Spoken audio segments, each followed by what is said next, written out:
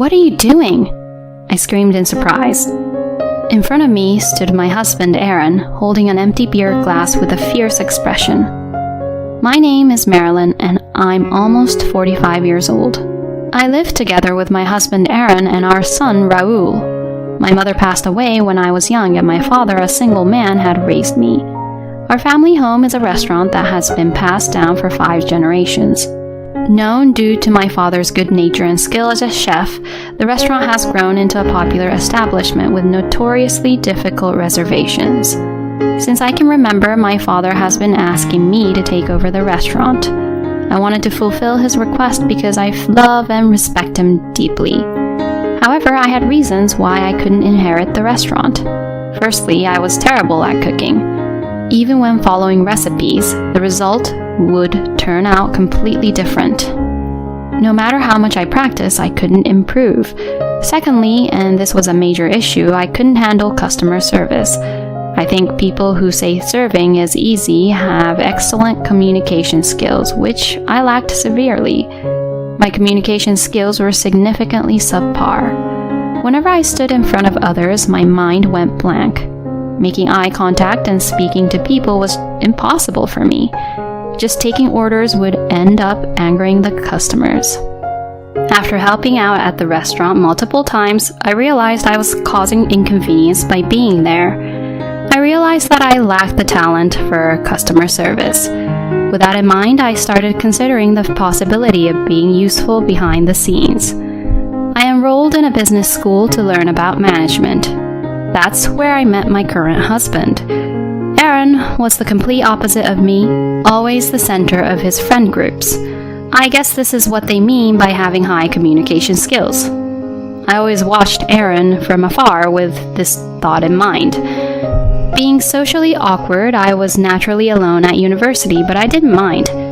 However, being alone seemed to attract attention, and "We're going out for drinks with everyone. Want to come along? If it's not possible, that's okay, but if you can, definitely join us." That's how Aaron approached me. Later, I heard from Aaron that he had been curious about me. "You were always alone, right? And you were constantly watching me. But you never approached me or anything. That's why I got really curious." That's what Aaron said. And no, it's not like I was watching you with the intention of talking to you. I was just watching you because I couldn't approach you. I said that, surprising him. It seemed like Aaron couldn't understand my behavior, but I could understand what Aaron was saying. A lonely woman constantly glancing in his direction. Of course, that would pique his interest. I declined the invitation for drinks, but it became an opportunity for us to start talking and gradually become closer. Aaron had a similar background to mine, but he has siblings. "My older brother will inherit the family business, so I don't really need to study management. Well, it's just a precautionary measure, I guess," he said with a shy smile. I had an even better impression of him as a caring and family-oriented person. Aaron would talk about anything, so I also became comfortable sharing my thoughts. Naturally, I revealed that my family runs a restaurant and that I would eventually have to inherit it, along with my concerns about it. Aaron, having learned about my worries, "I'll help. I'm good at customer service that you struggle with, so I can assist you," he said. "Huh? Really? So does that mean you'll become my husband?" I blurted out those words unintentionally. "Yeah, I intended it as a proposal," Aaron said with a laugh. That became the starting point of our relationship. After we started dating, Aaron helped out at my family's restaurant, as he promised. He had a laid-back side, but his strong communication skills and reliability attracted me, and that's why I decided to marry him. We were happy when our child was born, but that happiness didn't last long. One day, my father suddenly collapsed. "He has about 6 months left." When the doctor informed us of that, my mind went blank. But I didn't have time to grieve. Should I keep the restaurant open without my father, the head chef? "If possible, could you continue operating the restaurant for the sake of the customers? My situation wouldn't matter to those who have made reservations." My father, looking worn out, said that to me, and I was troubled about what to do. I'll open the restaurant in his place, so Marilyn, stay by your father's side. With a strong tone, Aaron said those words. My father was surprised. Is it okay? It'll be a great help. The current chefs are all capable of doing the work. The quality of the food won't decline. Aaron, thank you. I'm counting on you. My father said repeatedly, bowing his head to Aaron. Suppressing the urge to cry, I also thanked Aaron multiple times. Without any hesitation, we entrusted everything about the restaurant to Aaron. This is the beginning of the incident. We noticed something was amiss about a month later. When I stopped by the restaurant after my father's hospital visit, "Excuse me, may I have a moment?" The employee approached me and said that. The employee is a woman in charge of catering, and she has been working for us for 5 years. You're the person who came in as a substitute for the head chef, and you're acquainted with the owner, right? By any chance, are you aware of the complaints from the other chefs? She said awkwardly. Acting head chef, I had never heard of such a thing. This comes as a surprise. Wait, a substitute? We didn't bring in any substitutes. My father told me that the current chefs can handle everything, even in the absence of the head chef. I said this in surprise. I can't believe it. He's been here for a month already. He was supposed to take over as the head chef, but he hasn't done any work at all. Please verify it with your own eyes. She said that and bowed her head before returning to work. What on earth is going on? My mind was filled with question marks. I don't suspect Aaron, but I can't ignore the voices from the employees. I have to confirm it somehow. The next day, I immediately informed Aaron that I would be going to the hospital and decided to sneak a peek into the kitchen. When I secretly went to observe, I was faced with a sight that was beyond belief. Hey, you guys, bring me some beers. I could hear Aaron's voice saying that. Just make some random snacks. It seemed like Aaron's friend was saying that. The two of them were using the chefs as their servants and doing whatever they pleased since morning. Drinking alcohol in the kitchen, my father would have been furious if he saw that. Suppressing my surprise and anger, "What are you doing?" I calmly asked, as soon as Aaron saw me. The hospital. Why? He panicked and was flustered. I had some errands and stopped by. Who is this person, by the way? And what have you been doing since morning? I asked, and Aaron seemed to resign himself. My friend lost his job, you see, so I wanted to help him out, and he came to assist for a little while, he explained. Next to Aaron, his friend looked awkward, lowering his head. But to drink alcohol in a place like this? I was speechless and appalled by Aaron and his friend's thoughtless behavior. Their actions were shocking, especially considering the trust I had placed in Aaron. However, causing a scene in the restaurant was out of the question. I sighed and said, I'll ask for more details later, so take your friend and leave. With those words, I kicked them out of the restaurant. In Aaron's absence, I apologized to the chefs and employees. Then I went to the hospital and explained the situation to my father. What? They're interrupting the preparations and having a drinking party? They're really taking advantage. He was infuriated, as if he were about to storm in and confront them. I'm sorry, Dad. I kept apologizing repeatedly, and in response, There's no use being angry now. More importantly, Marilyn, are you okay? He showed concern for me, having been betrayed by Aaron. His kindness made tears uncontrollably stream down my face. As I discussed the future with my father, our visiting time came to an end. Am I going to talk to Aaron now? I can't forgive him so easily. What should I do? With those thoughts weighing heavily on my mind, I made my way home with a heavy heart. Hey, Mom, you're alone? My son, who had arrived home earlier, said with surprise. Yeah, I'm alone, but why are you asking? I replied. Dad left just a while ago. I thought he went to pick you up. I even made dinner for everyone. Raoul said with a troubled expression. My son Raul is skilled in cooking and attends culinary school. Whenever he has time, he cooks meals for the family. I'm really hungry already. Why don't we eat together first? I acted cheerfully.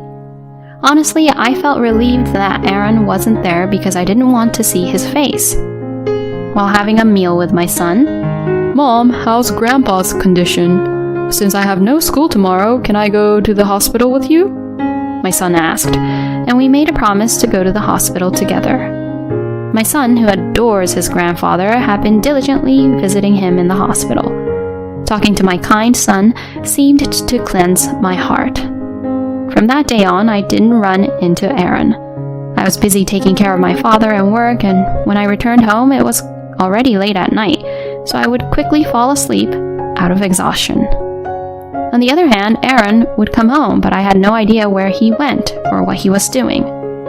I realized that Aaron was avoiding me, but I was too busy to do anything about it, and as months passed without finding time to talk to Aaron, my father passed away. As soon as the funeral was over, I was overwhelmed with deep sadness and became completely worn out. In that state of lethargy, Aaron took the initiative and acted in my place. Despite avoiding each other until now, there were so many things I wanted to say to Aaron, all of a sudden, but I couldn't find the energy to say them. Mom, I'll help out at the shop. Take some time to relax. My son spoke up.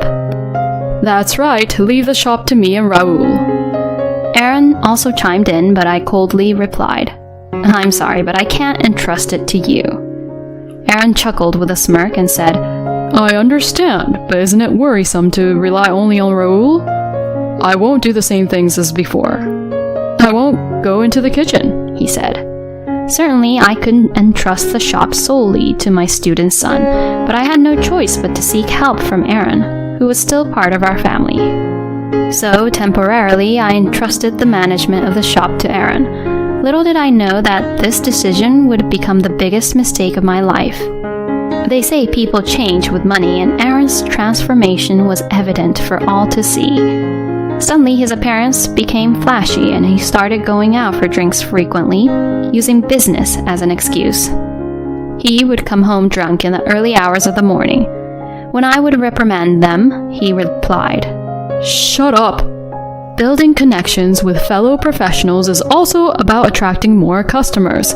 It's absurd for you to complain when I'm doing it for the sake of your shop, he retorted, getting defensive. But things have been strange lately. Even the clothes you're wearing now, all of them are branded. I pointed out his careless spending. Listen, you can't represent a long-standing establishment looking shabby. I'm considering the brand image of your shop. With a sigh that showed his annoyance, Aaron continued.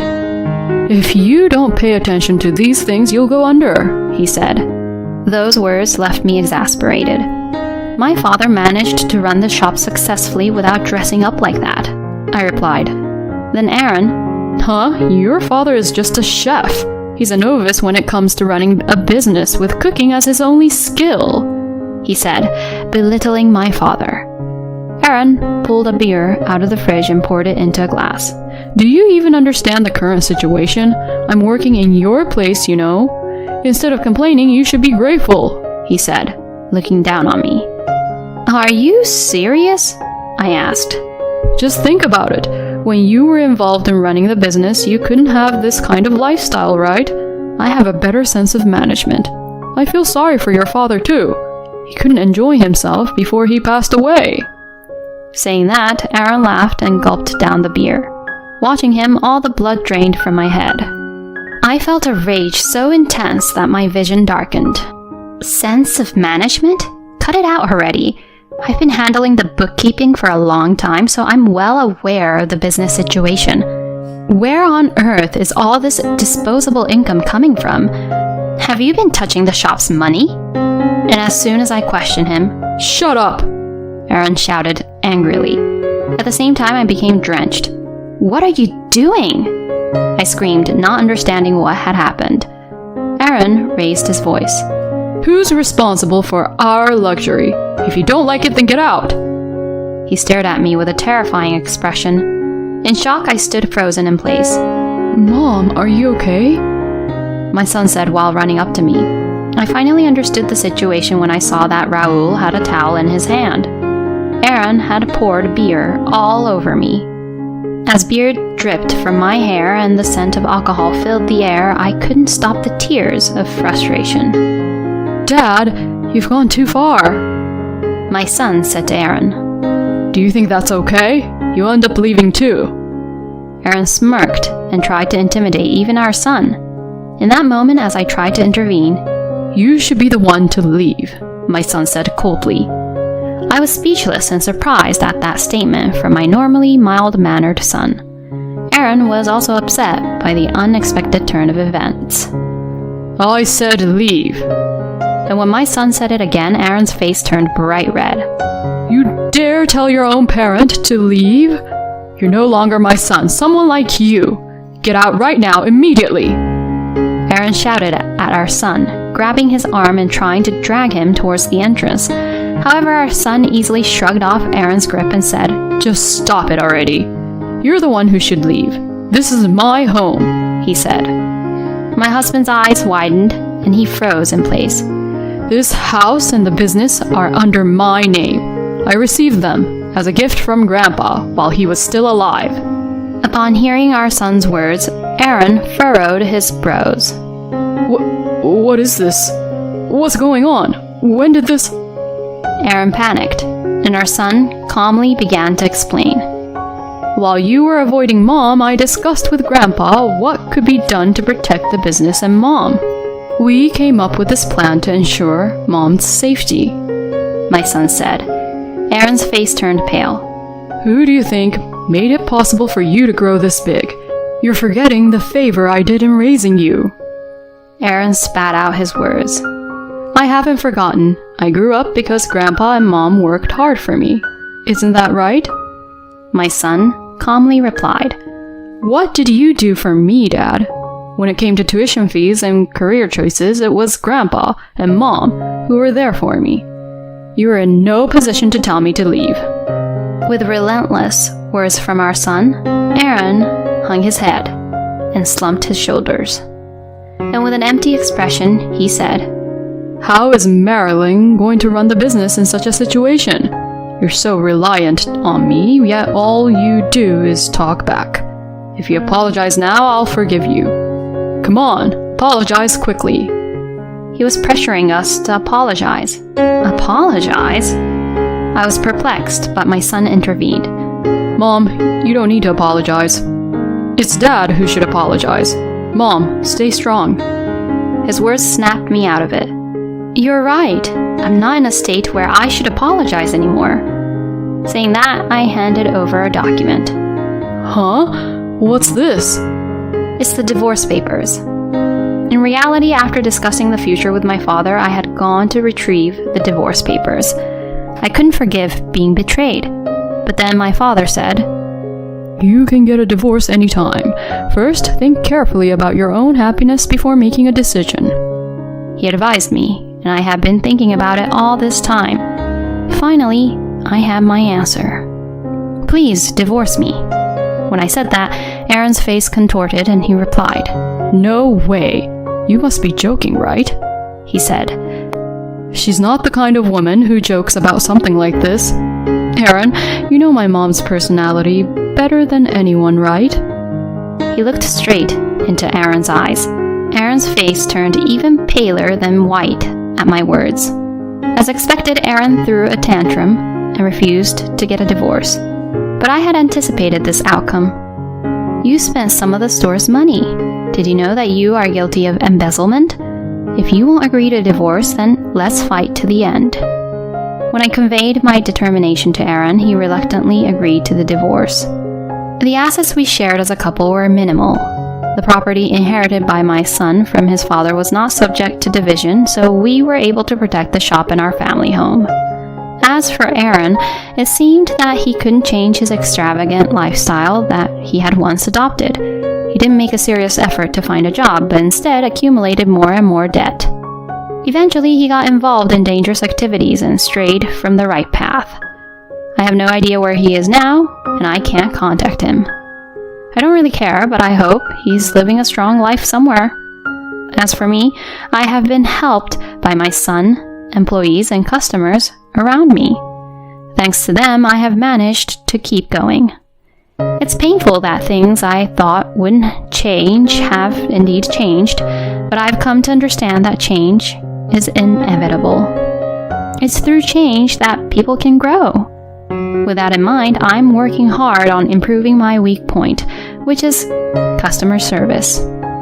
I learned the hard way that relying on others for customer service resulted in a painful experience. I'll use that lesson to guide my future. From now on, I won't run away from things I can't do. I'll face them head on.